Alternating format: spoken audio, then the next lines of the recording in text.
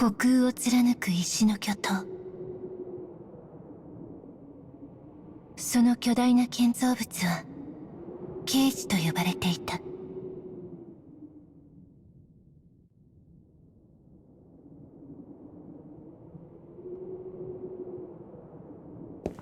一人の少女がひたひたと歩いている。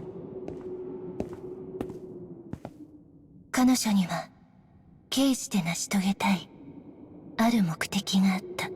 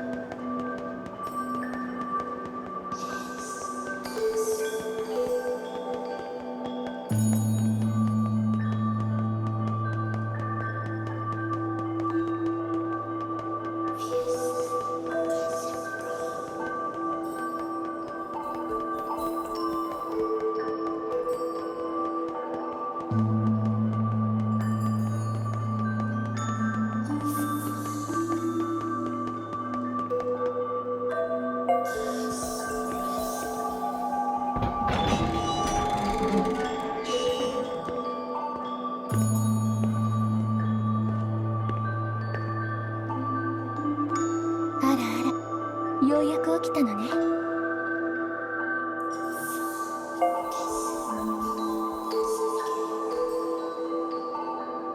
そう、やっぱり声を失ってしまったの。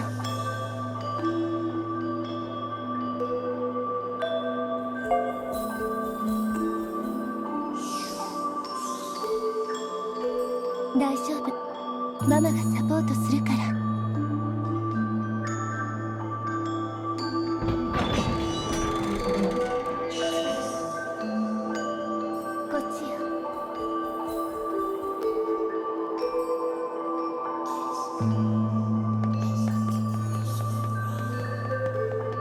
あなたが失ったのは言葉だけじゃない。それは自分でも分かっているでしょ。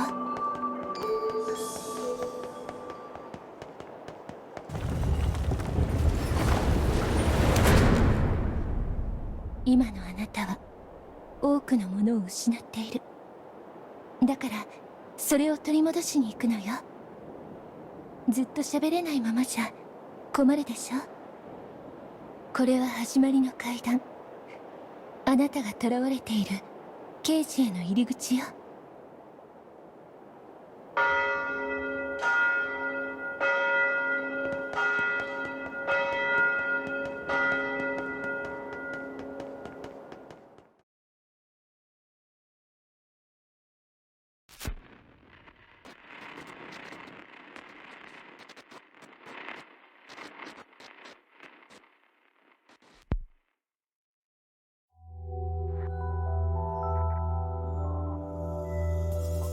ケージはとても巨大な建物よ。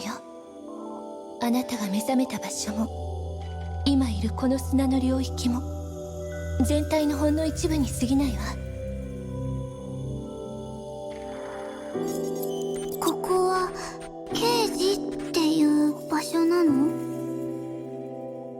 さあお待ちかね、夢のお時間でございます。うんざりするね。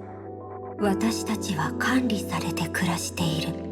この体も感情すらも自由ではない。残されたわずかな選択肢だって自分の意志で選べるとは限らないわ。俺の見ていた現実は偽りばかり。俺はただ普通の幸せが欲しかったんだ。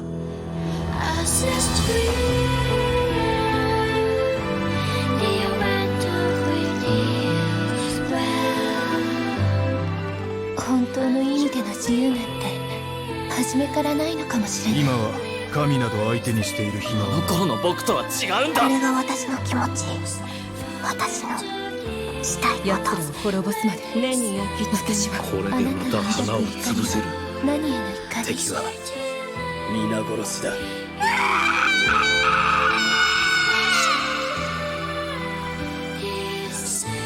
行きましょう。最後のかけらを取り戻しに。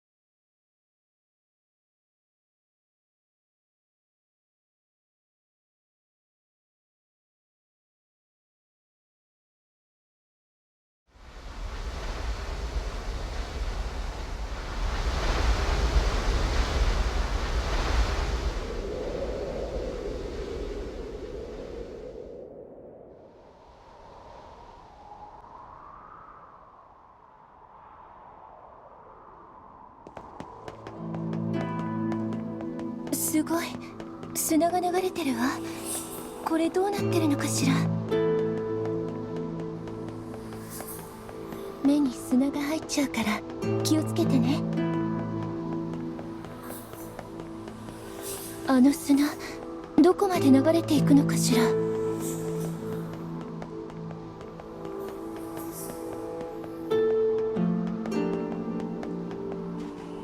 あの黒い柱の根元に向かいましょう。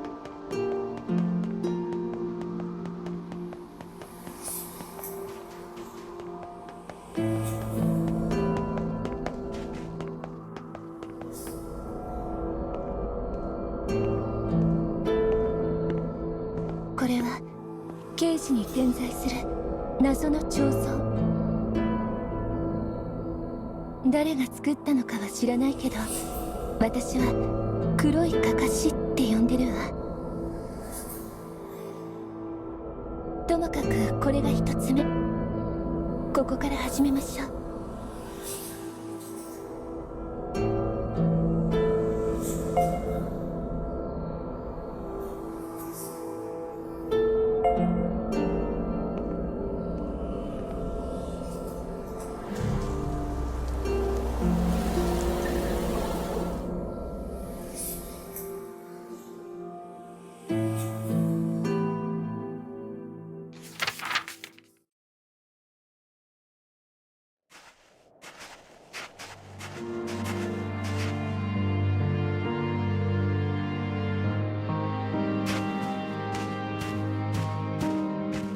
大な荒野を二人は歩いていた。育ちの良さそうな少年と後ろを歩く寡黙な男。何かに追われているのだろうか。周囲を気にして歩く少年の足取りには不安が見えた。砂塵の中から寂れた町が姿を現す。少し休憩しようと提案する少年に男は静かにうなずいた。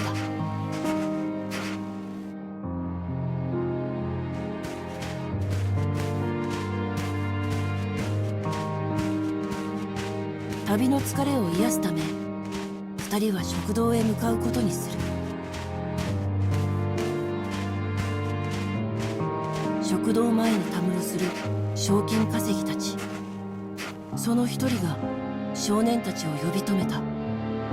寝踏みするように少年を睨み、賞金稼ぎは言う。お前王族かと。深い土器のこもった声。うつむく少年は口を閉ざしたまま。それが尺に触ったのか、賞金稼ぎはいきなり銃を構える。二度響いた銃声は砂塵の中へ消えていった。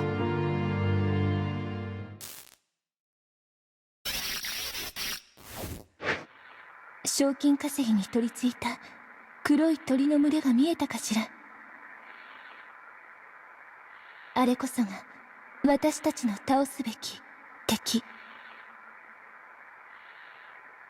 あの黒い敵が物語の姿を歪めてしまっているの。物語を正しい姿に戻すため、黒い敵を倒すのがあなたの役目よ。もちろんあなたは分かっているわね。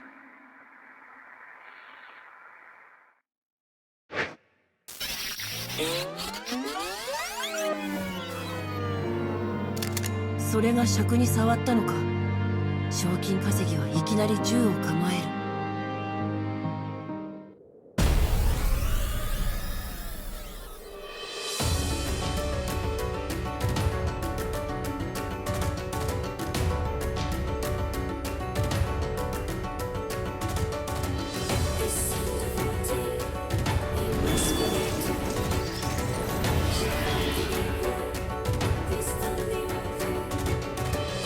適正勢力の死人。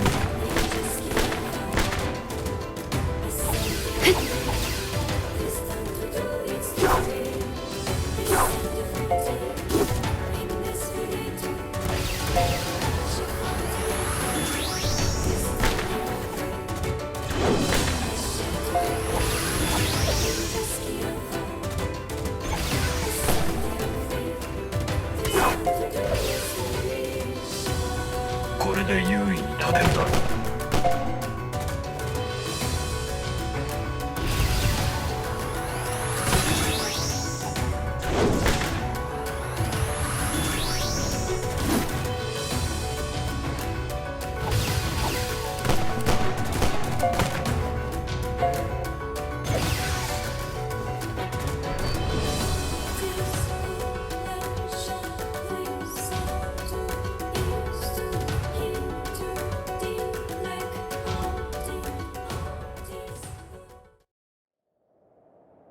賞金稼ぎを退けた男は息一つ乱さず少年へと声をかける。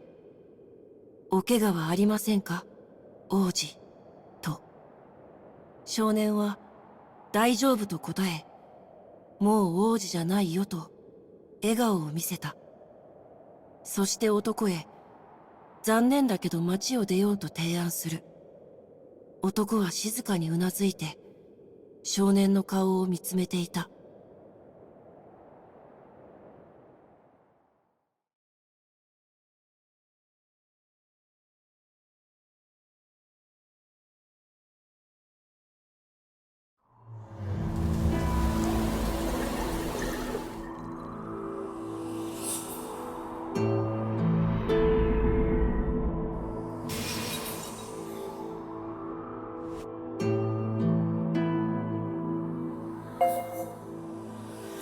たの役割は黒い敵によって歪められた記憶の物語を修復すること。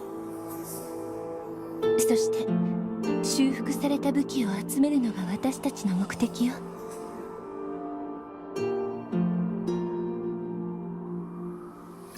さて、これからのことだいたいイメージできたかしら。よかった。じゃあこの調子で続けていきましょう。ママもサポートするから大船に乗ったつもりでね。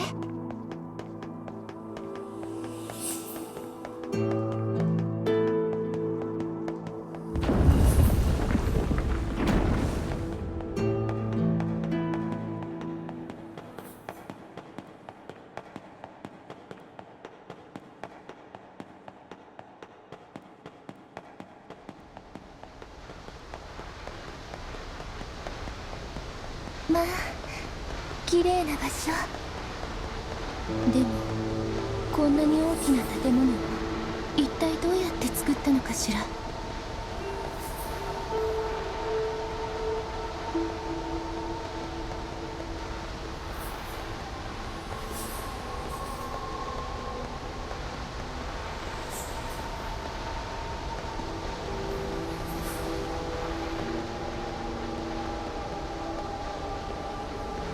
刑事で時々見かける黒い鳥は駆除すべき対象。気がついたら追い払ってね。そしたらママがご褒美をあげるから。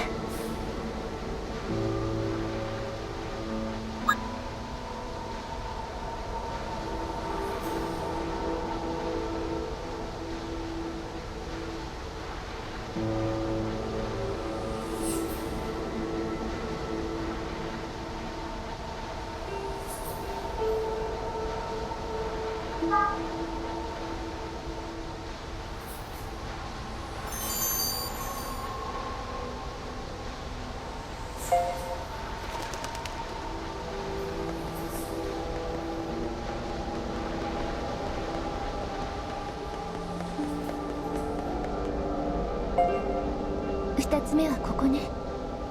準備はいい？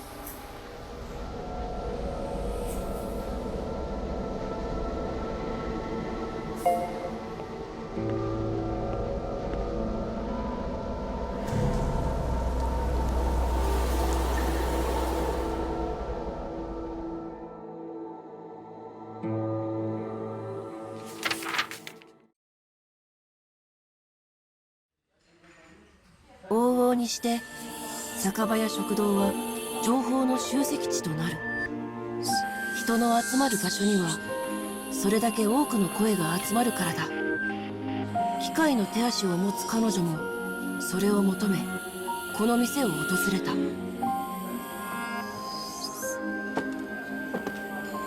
賞金稼ぎとして標的の手がかりを探さなければならない。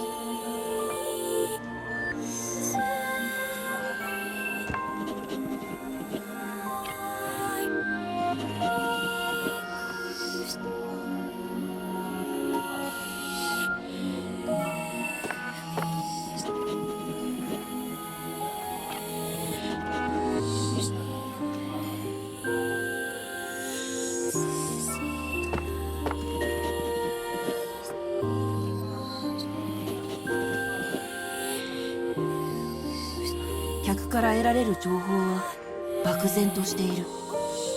だが女は獲物の匂いを確かに嗅ぎ取っていた。女は獲物を追い店を後にする。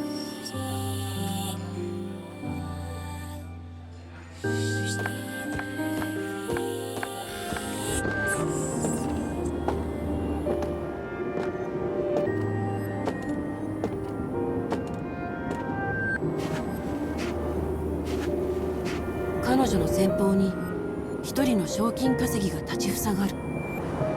荒い息遣い、ギラついた瞳。その賞金稼ぎは女を睨みつけ、有り金を渡せと吠えた。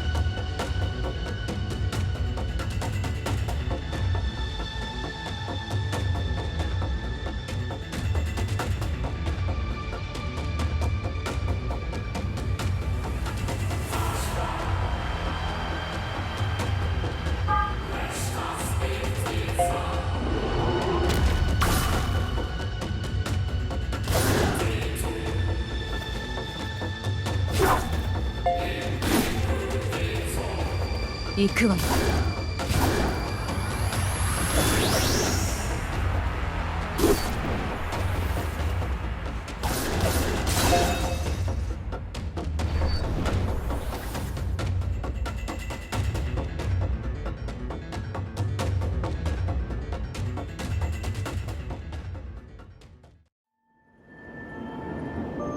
勝負は一瞬で終わった。女のため息が砂塵に絡む。彼女の力の源は復讐心だ。生半可なものでは到底かなわないだろう。探していた標的を求めて女は森へと向かった。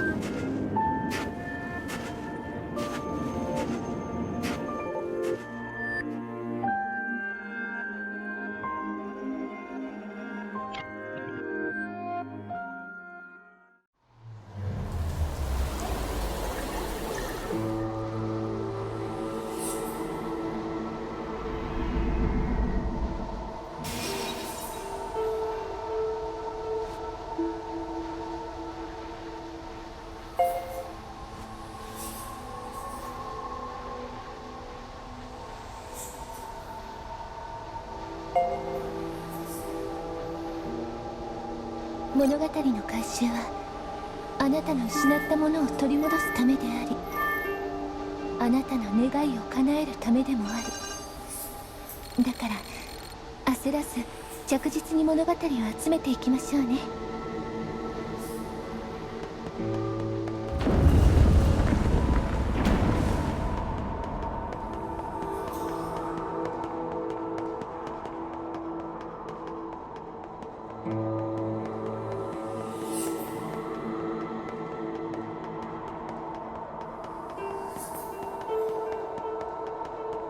そうね。この場所、刑事について話しておきましょうか。刑事はとても巨大な建物よ。あなたが目覚めた場所も今いるこの砂の領域も全体のほんの一部に過ぎないわ。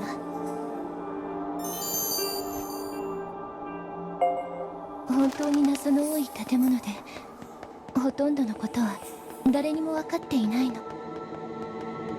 誰が刑事と呼んだのかさえね。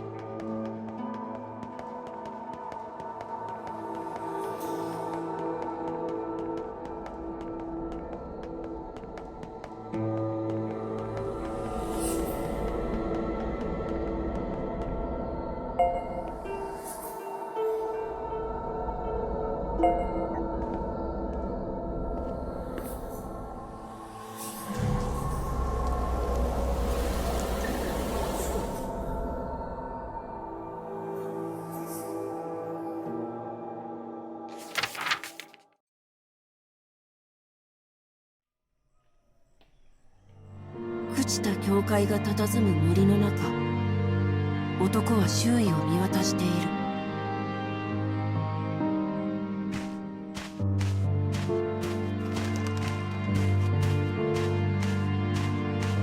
どうやら男は食物を探しているようだ。包帯に覆われた表情には心なしか陰りが見える。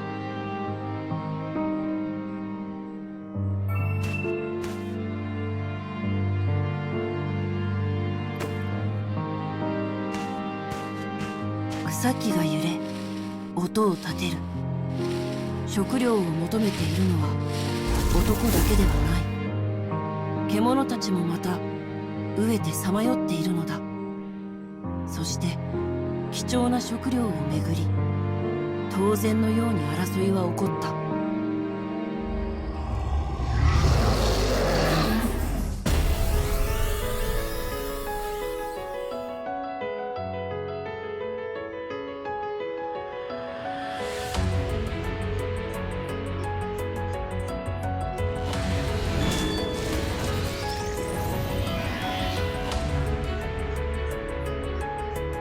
適正勢力の死人。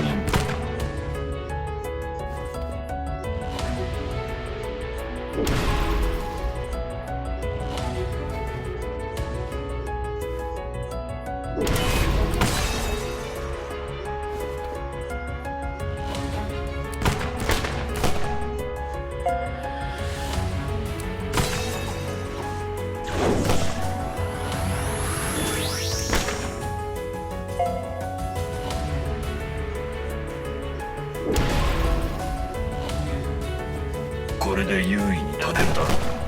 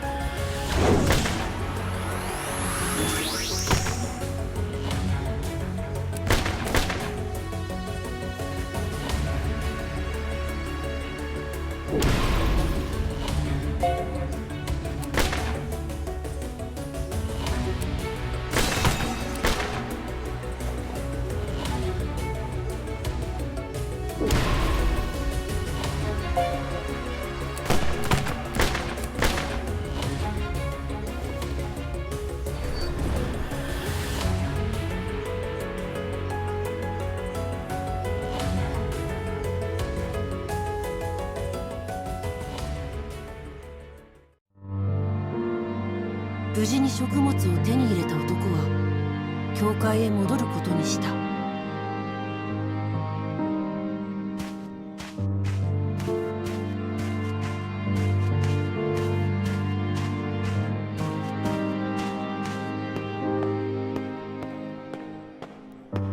朽ちた礼拝堂に革靴の音が響く。教会の奥には少年が憔悴した顔で横たわっていた。男は少年に寄り添い、集めた食料を差し出す。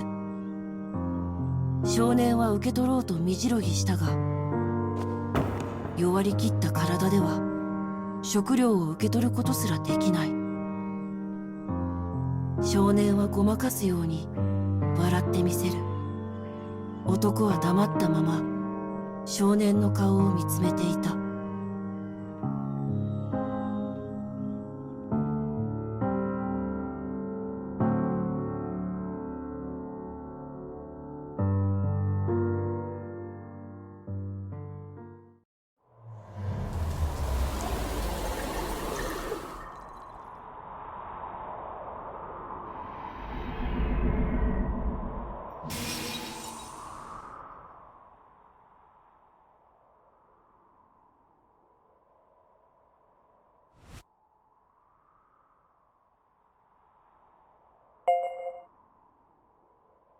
あの子、病気にかかっていたのね。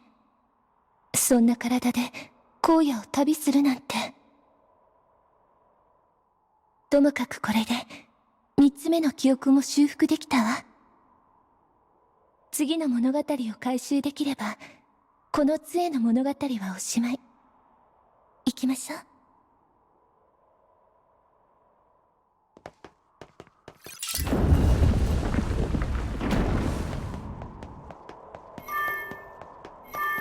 とは言ったものの、ずいぶん高いところまで来たわね。足痛くない？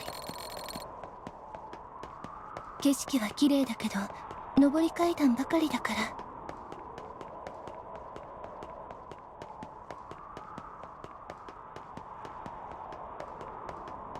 疲れたらいつでも休んでいいのよ。休むことこそ成功への近道だって誰かも言っていたしね。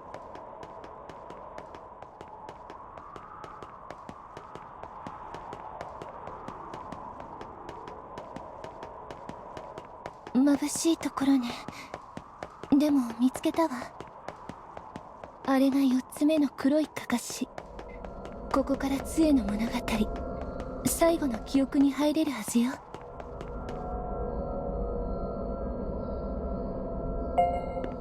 武器の持ち主のほとんどは戦いに身を置く者たち。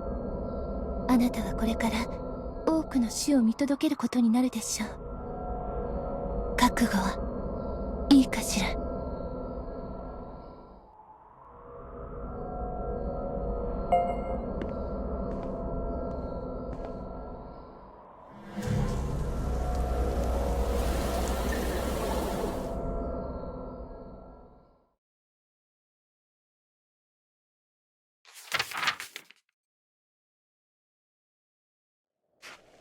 町を出た女はやがて荒れた森にたどり着いた。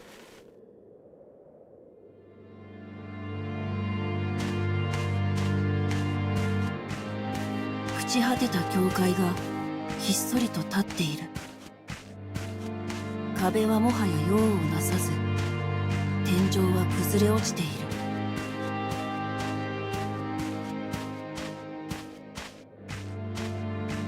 教会の奥で女が見たのは古びた機械兵と少年の遺骸だった。女が近づこうとすると、突然機械兵が立ち上がる。蘇った機械兵は女へ銃口を向け、うなり声を上げた。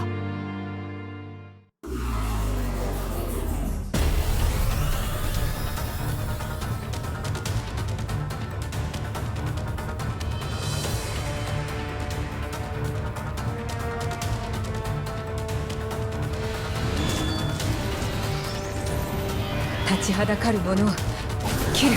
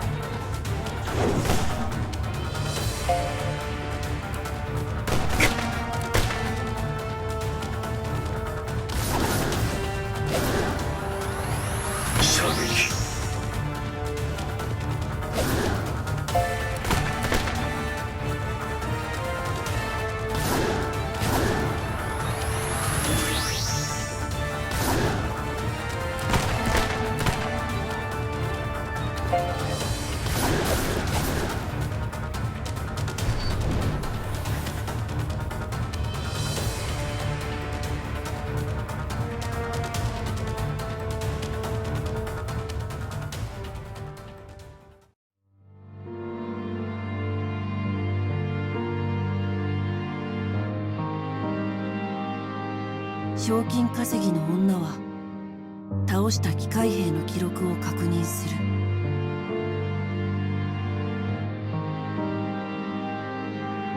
かつて王子であった少年は王国を追われた身だった。共に旅をしていた男は彼の友であり護衛であった機械兵。しかし少年は病魔に侵され、旅路の半ばその命を落とす。一人残された男は少年の遺骸を守ろうと近づく者すべてを殺すようになった。少年の死から100年、機械の体は錆びつき、意識は薄れ、王国さえ滅んだが、男はずっと自らの主を守り続けていた。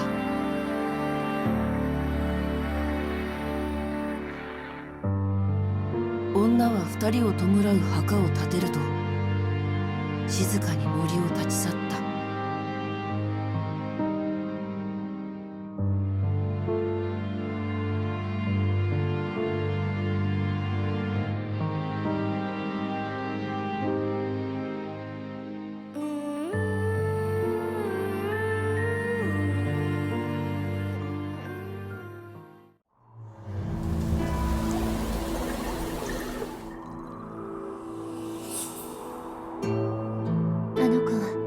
国を追われた王子だったのね。そしてあの機械は壊れかけてもなお主人の亡骸を守り抜こうとした。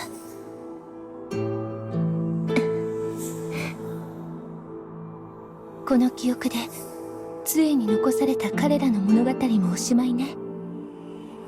これで正しい物語がその杖に収められたわ。お疲れ様。ほら杖を見て。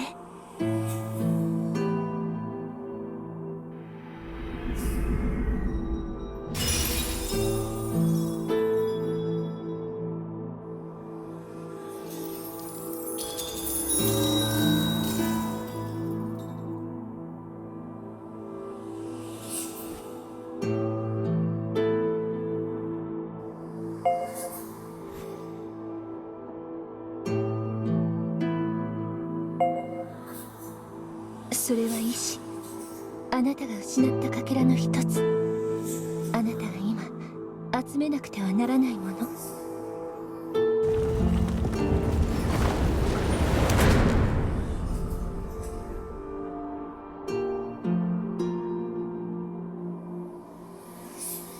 階段を登って、先はまだ長いわよ。